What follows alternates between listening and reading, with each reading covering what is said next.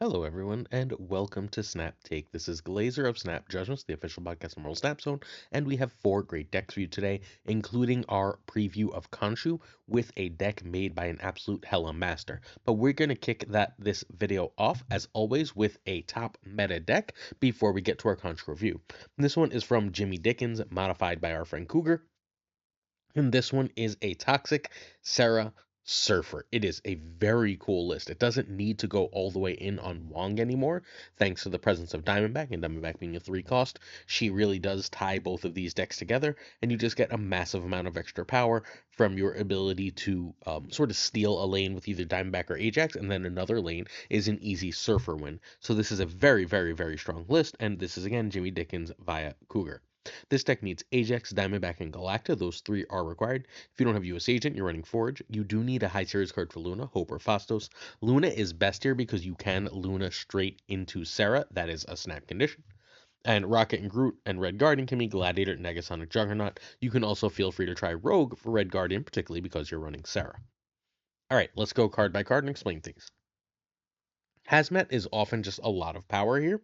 If you're playing Hazmat on either turn 5 or turn 6, as long as you play her before Brood, your board is often very small, and the opponent's board, which will be larger, often loses a lot of power.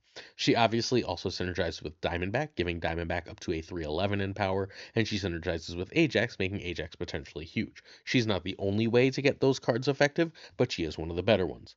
Also, you do run Luke Cage, which means your Hazmat can just have no negative effect on you and play for like a 2-8 or so on that side of the board.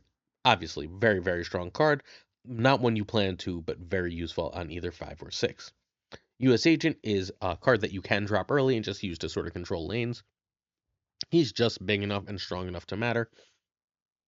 Most of the time, if you play him early, you're playing a 2-6. You're perfectly happy for a 2-6. A reasonable amount of time you play him, you're going to get him a 2-9, 2-12. That's obviously completely huge.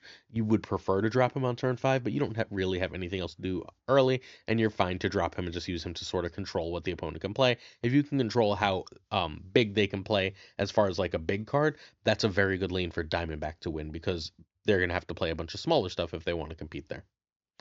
Brood is incredible. You don't ever really want to Brood on 3. Brood is here to be played after Galacta for that 315 in power. That's obviously insanely powerful and game winning. After Sarah, when that only costs 2, 215 is silly. You can do that with Galacta at a turn after Sarah on turn 5 for just an absolutely massive, massive power swing that you can then follow up multiple ways to win the game. Luke works with Hazmat, US Agent, and it works really, really well. I guess it's really just those two, right? And it works really well as a counter to opposing PS. Luke is very good, largely for those reasons. It sort of caps your Ajax, so you're not going to play Luke in a reasonable number of games. You're just going to let the negative power be there, so your Ajax can be game-winningly huge, but that's perfectly fine. Next up, we have Surfer. Surfer is your power spike at the end of the game, like he always is in Surfer decks. Duh. Diamondback is a lane stealer. Diamondback is actually better than Ajax in this list. Diamondback is a basically because of Surfer ends up playing as like a 511 a lot of the time. That's enough to win lanes. Just straight up, it's enough to win lanes. You don't need Hazmat to do it. You have US Agent, you have Red Guardian, you have Rocket and Groot. In addition to Hazmat, as ways to get that going. There's certain locations that if you drop her in, you're just way ahead. Go Diamondback, win games. This is the best she's felt to me because she's ended up cut because of Laufey from a lot of the pure Ajax lists. In this version, she's absolutely stellar. Red Guardian says your opponent's Luke Cages go off, and you can just get very, very big. You can turn off opposing Iron Mans, although you have multiple answers to cards like that. Red Guardian is very good into the meta right now. You are trying to hit like bullseyes and such when you can too. Super strong card. Rocket and Groot plays is way too big, right?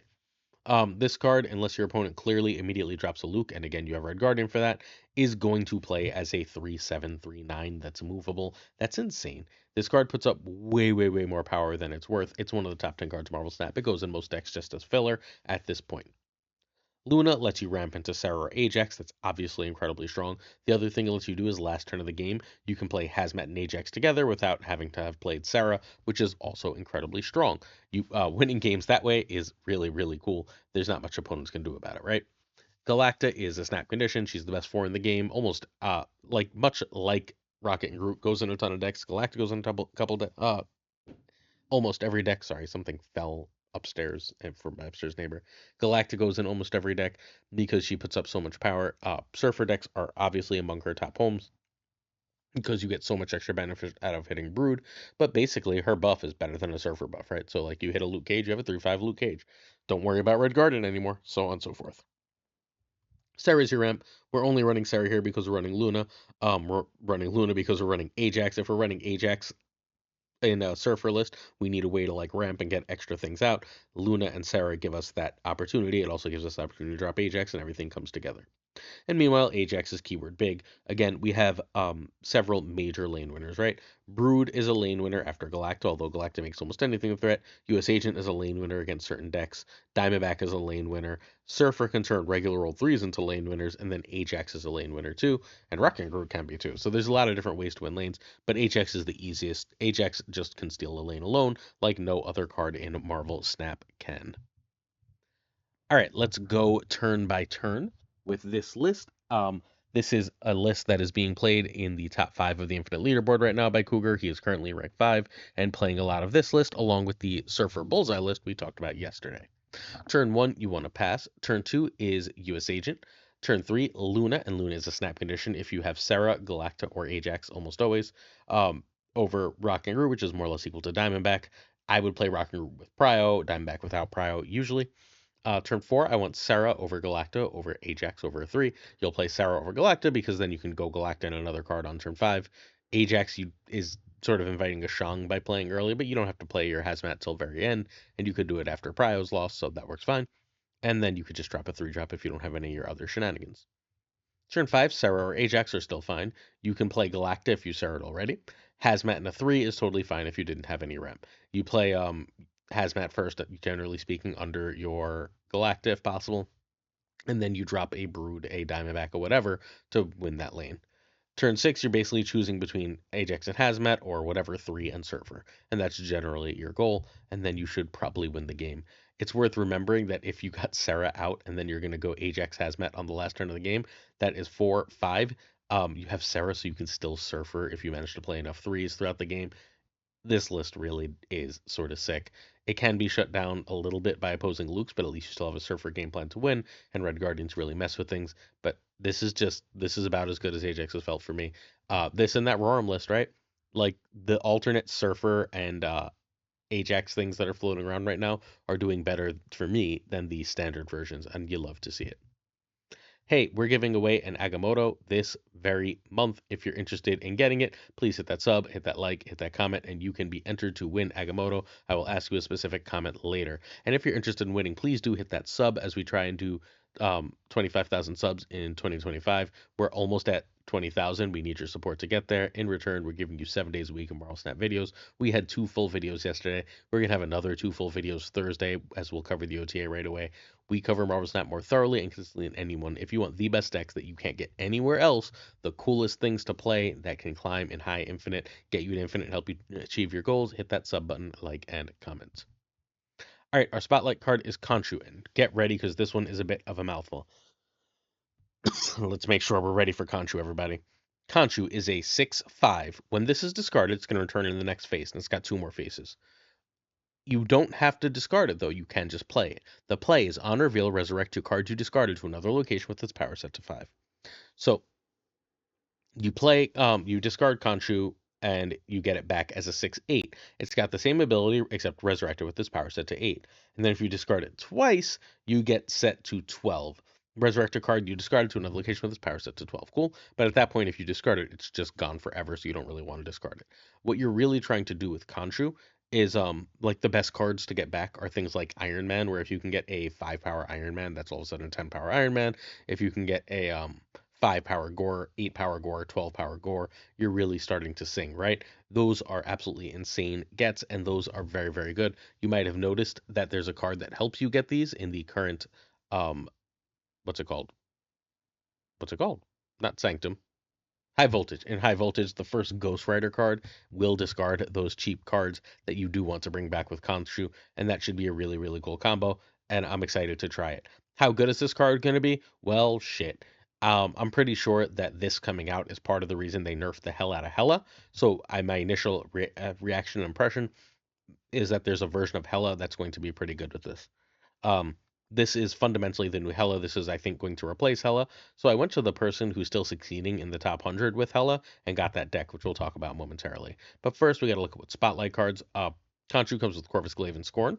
So the obvious main home for this, I think, will include Corvus Glaive. You want to discard this card multiple times. You want to be able to play it on 5 so that you can then potentially like Odin it and get another card back. Stuff like that seems incredibly, incredibly strong for Khonshu, and thus Corvus Glaive seems like a really good add. Plus, really cool Corvus variant if you have Corvus. Really cool Khonshu variant if you decide to get this Khonshu. So all around, all these things really do seem to sing together well. Scorn is a different style of discard list.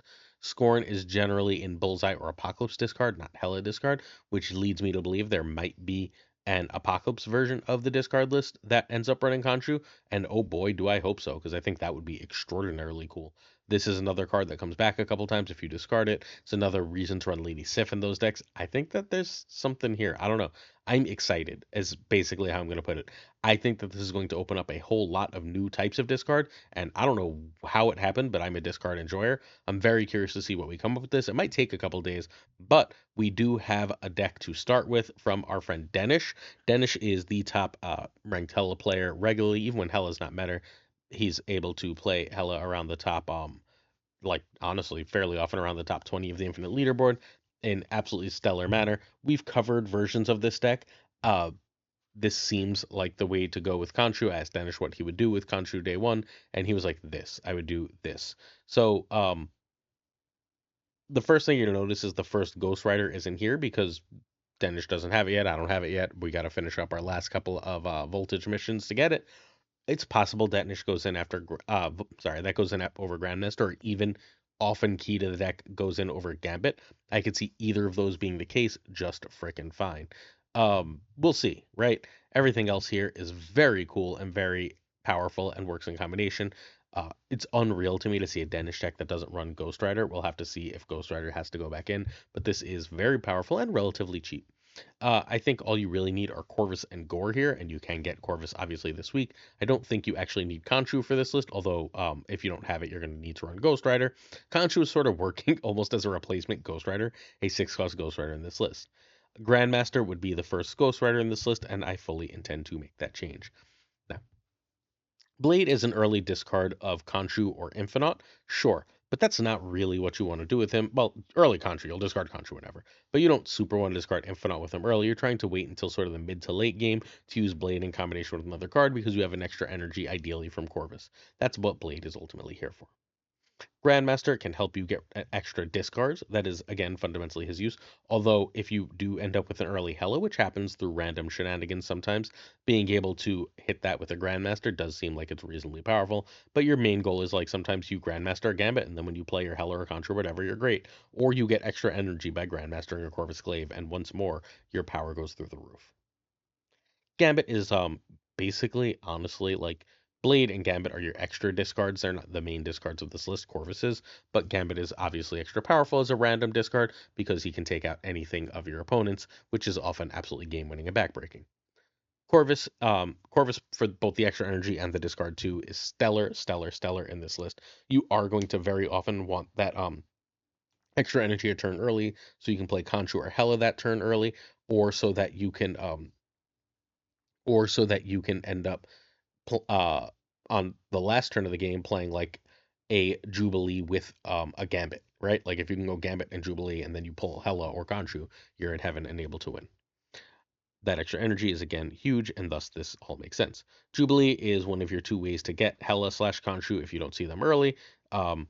Honestly, Jubilee into Khonshu is not the worst thing in the world. If you've already discarded like an Iron Man or Gore, again, you'll happily take a 5-power Iron Man, a 5-power Gore without any real hesitation, and I think that's decent. But obviously, you're trying to Hela at the end of the game. Iron Man is here because it's too good with Khonshu to not be here, basically. This was always Legion spot, but Legion is nowhere near as good with that change, so it is Iron Man instead. Blink is your extra way to get that Hela Khonshu. On turn 5, you can go Blade and Blink together, but you can also end up, if you played Corvus on 3, right, you can just go straight into a Blink play on turn 4, which is often going to be very powerful, and that's going to get you Iron Man, Gore, Khonshu, Hela, Odin, Infinite, etc., which is very strong. Gore is your extra big discard thing. Tons of power on that Gore, especially again with Khonshu. Khonshu does what Khonshu does. There's a possibility that the first Ghost Rider, Gore, Iron Man, and Khonshu become a package that you can just shove into random decks. We'll worry about that when we get there, but it is certainly a possibility.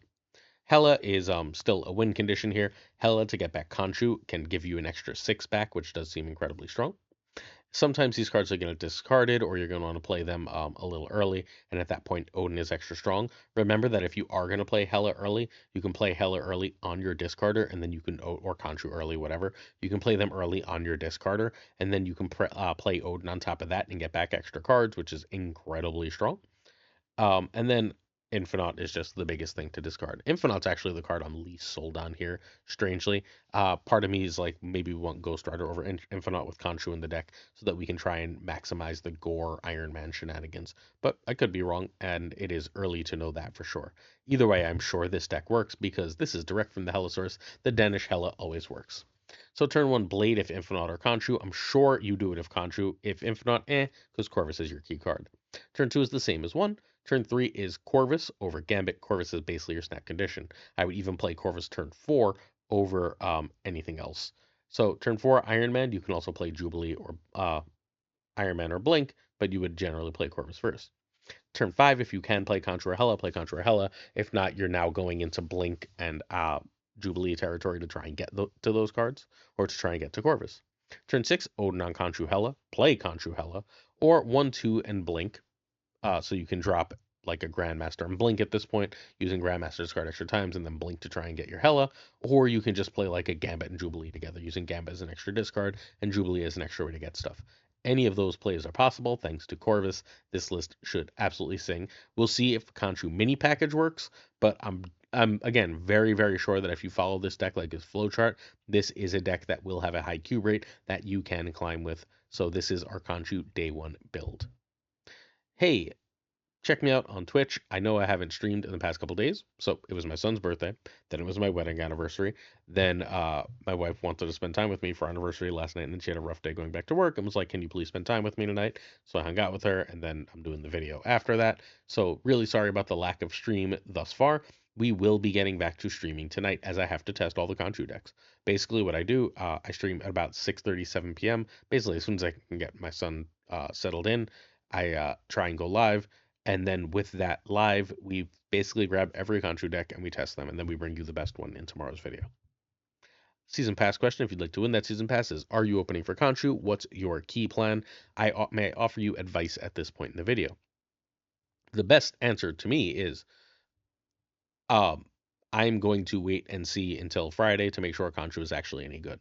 We review this card again tomorrow, Thursday, Friday, and Monday to make sure that we're giving you the best information, so that, because resources are so limited in Marvel Snap, that you are being very careful with them. You should also only ever open if you have 4 keys, as and you should only sorry, and you should be strongly considering whether you will use Corvus for anything. Because if Contra is not good, Corvus is going to be useless. Fair warning.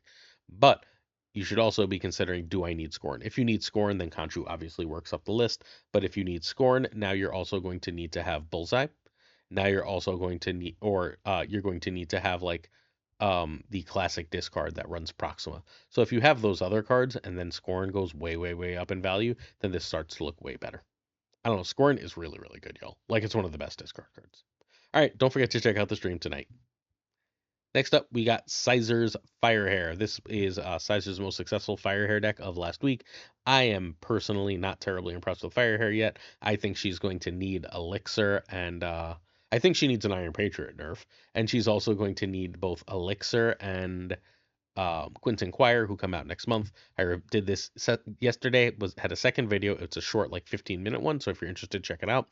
And in it, I do my last chance review of Firehair, where I explain all this. I don't think Firehair is great right now, but this list has succeeded, and I know a lot of people got Firehair, so I wanted to show them this extra list. This one looks a lot like our day 1 Firehair. So you can find Sizer streaming at Sizer2654 on Twitch. He should be live even earlier than I am. This deck needs Starkhawk, Misery, Cassandra Nova, and Firehair. Those 4 are non-negotiable. Remember that Cassandra and Firehair came together. Darkhawk is relatively cheap. You should not have probably open for Firehair unless you have Misery. Phoenix is nice here, but not important. That could be Venom. And Iron Patriot can just be Mirage. Let's go card by card and explain. Hood is part of the basic Firehair package with Misery and Firehair. The three go together. Your extra way to destroy the Hood here, there's always an extra one in all these lists, is Carnage. Carnage is your backup destroy trigger. Destroy trigger. Playing a bunch of demons at 1/6 is incredibly strong. You would like to make sure you try and hit Korg because you're very rarely going to actually have the time to hit Rock Slide unless you get Zabu Rock Slide. Korg is incredibly strong for Darkhawk and incredibly good disruption when he works, and you would very much like to double up the rocks that you're putting in the opponent's deck. Zabu has three incredible targets here with Phoenix Force, Rock Slide, and Misery, and is thus great. You doubling Zabu is great, but depends on what you've drawn, whether that's actually important or not. Playing Zabu first is important though. Carnage says that you can start triggering Firehair as soon as turn 3.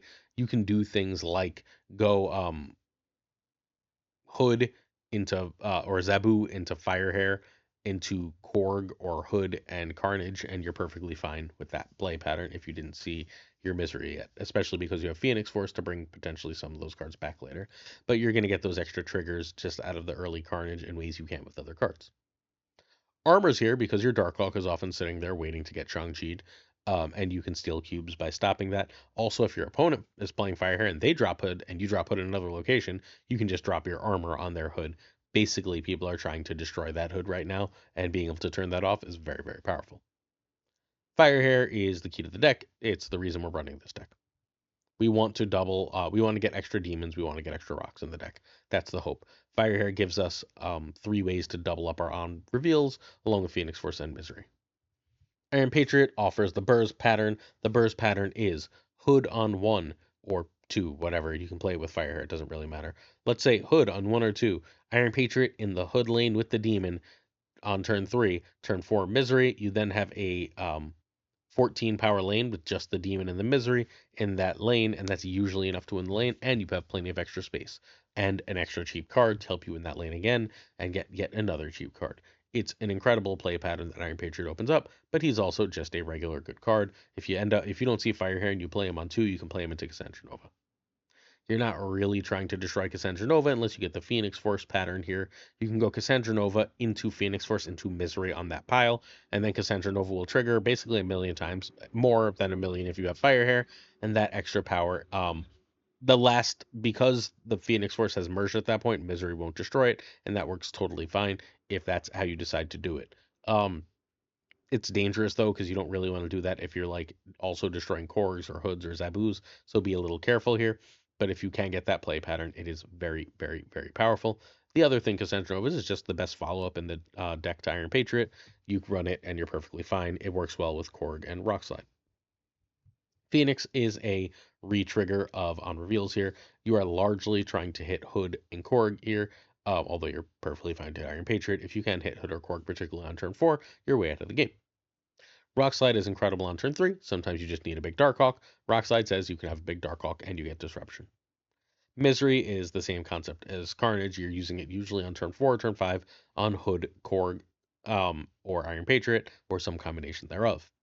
And then Darkhawk is big. About 50% of the decks in the game are Thanos, Arishem, or Agamotto, and having Darkhawk for keyword big against them is great. This is a 62% win rate from the number 2 player in about 30 games. Turn 1, you want Zabu over Korg over Hood. Turn 2 is Firehair or Iron Patriot is better than 2/1s.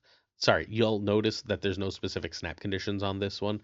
I think this one is very hard to snap with. This is an I snap when I see I'm ahead late in the game, not an early in the game snap.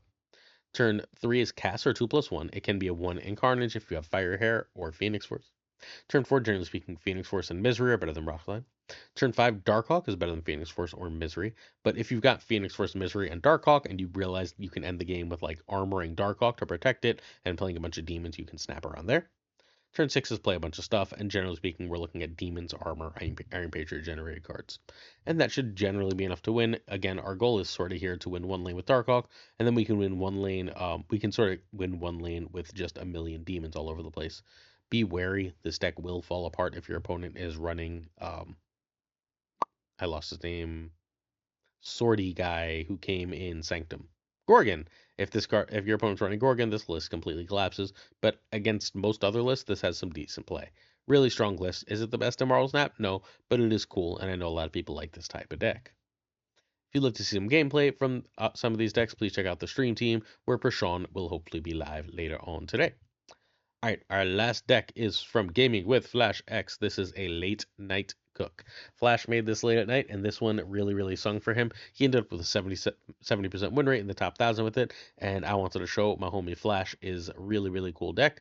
So hopefully you like this. It is a Victoria Hand Wiccan list that just sort of tries to go extra over the top between Isan, Iron Man, Mystique, etc.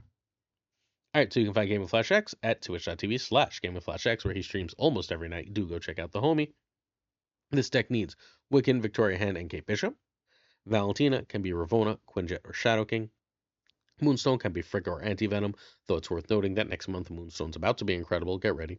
And Isan can be Gore or Devil Dino. Quicksilver is here, so you don't have to run a bunch of ones, and you can go Wiccan. Kate Bishop is incredibly important in every Wiccan list because she lets you go 2+1 on turn 3, which means you don't have to play a 3 that you wouldn't otherwise want to, like Mystique, and hurt your Wiccan, or clog your draw with Agent Coulson and then hurt your Wiccan plays. That Kate Bishop is incredibly important, plus her arrows get bigger with Victoria Hand, and you do have Victoria Hand and Moonstone or Victoria Hand and Mystique to make them truly huge. Mirage gets the Victoria Hand buff on whatever card she grabs just because of her ability, while also just being an extra great card. She's very simple. Please note, no Iron Patriot made me so happy in this list, but she's really, really good with Victoria Hand. Valentina could probably be Iron Patriot, but having that 4 is very good. It's really strong at the end of the game, in particular with Isan. Getting a 6 that Isan can pull, remember it'll have full power with Victoria Hand, is really strong. Mystique is one of the better cards in Marvel Snap, but you only really want to run her when you can double her. You can run Mystique here with Victoria Hand and Iron Man. You need 2 good targets for Mystique, and thus it's really good. Curving her into Victoria Hand into Mystique is perfectly freaking fine here. You can then even throw a Moonstone on top of them and just go completely crazy, and then your generated cards are just so huge you should basically auto win the game. Or you can play it later with Iron Man shenanigans thanks to Wiccan. Mr. Fantastic is yet another good Moonstone target. Not really one you want with Mystique, but you can do it. Mr. Fantastic into Moonstone is great. You're getting +6 in each lane. It's Doom level power. Coulson could be anything. It could be Wiccan. It could be Iron Man. It could be literally any 4 and 5 card. It's very useful, again, to have specific cards and costs for Isan late in the game. Moonstone, we've talked about all her different targets here. If you can copy a Mystique under Iron Man with Moonstone, that's basically a game-winning play, and one worth keeping an eye out for. Obviously, Victoria Hand is, however, the main purpose, and Mr. Fantastic a perfectly fine backup. Wiccan is the snap condition of this deck. It is one of the key cards. You are running a lot of early game to try and hit Wiccan. If you can hit Wiccan, you should, for the love of God, snap. You have so much extra power in this deck. When you Wiccan, he is absolutely incredible. Iron Man goes over the top. Iron Man has been finding his way into Victoria Hand decks lately as this incredibly powerful piece. And Isan is not actually necessary. Like if you're running Gore in that spot, you'll be fine. If you're running even Devil Dino because you have such a big hand, you should be fine. But Isan should be very good as it's just a way to get a ton of power on the board. If you don't think your opponent has Shang after Wiccan, you can play him on turn 5. If not, you play him on turn 6 and you just say, okay, I won a lane. That's great. If you play him on turn 6 with Wiccan and then you just play 2 of Kate's arrows, you're probably going to win that game Marvel Snap. 70%, top 1K. Turn 1, Quicksilver. Turn 2, Kate, if no 3 is better than Hand, over Valentina. Turn 3 is Coulson, which is more or less equal to Mr. Fantastic. Do you have any generated cards? Play Mr. Fantastic if yes, play Coulson if no. And that's better than a 2+1. Turn 4, Wiccan, for the love of God, snap on Wiccan over Moonstone. Moonstone can be a snap, but it's harder to predict. Try and figure out if you think your opponent could be running Enchantress or not. Enchantress is getting rare again. Turn 5 is Isan or generate cards. You can play Iron Man or Victoria Hand and Mystique. And then turn 6 is the same as 5. You can add Mystique and Iron Man to your potential play patterns. This list is awesome. I don't know what else to say. Props to Flash. Please go check out our homie Flash, who's on his partner push and deserves all the love and support we can give him. Questions of the day. Our first is Stranger Sin asks if the Hood would be a good token purchase if it were 6,000 tokens. So if they released Hood tomorrow, Hood didn't exist, and it was a Series 5 card, would Hood be a good purchase? I think so. I think Hood is borderline top 10 cards in all of Marvel Snap and is in fact in the top 20 cards of Marvel Snap. We had Ika and Den on the podcast last week. It's on the YouTube if you want to check it out, where we created the top 10 cards of Marvel Snap and we did our dream OTA, and the Hood was a major topic of conversation in both. I think Hood is arguably the best one drop in Marvel Snap, and I think it's an absolutely wickedly fantastic card that would 1,000% be worth 6,000 tokens. It's one of the most important cards to get. It just has so many uses. Everything from Viper to Misery to bounce decks. It's just one of the best cards in the game. Models asked what hobby I had the shortest. And let me just tell you, there was this Pokemon Pocket channel I had for 2 minutes before I realized I didn't really enjoy that game. That was a very, very, very shortly held hobby. I think that probably has to win the shortest, outside of like things when I was a kid that I tried for a few days and never really got into. There was actually a point where I used to love the three major American sports: baseball, basketball, and football, right?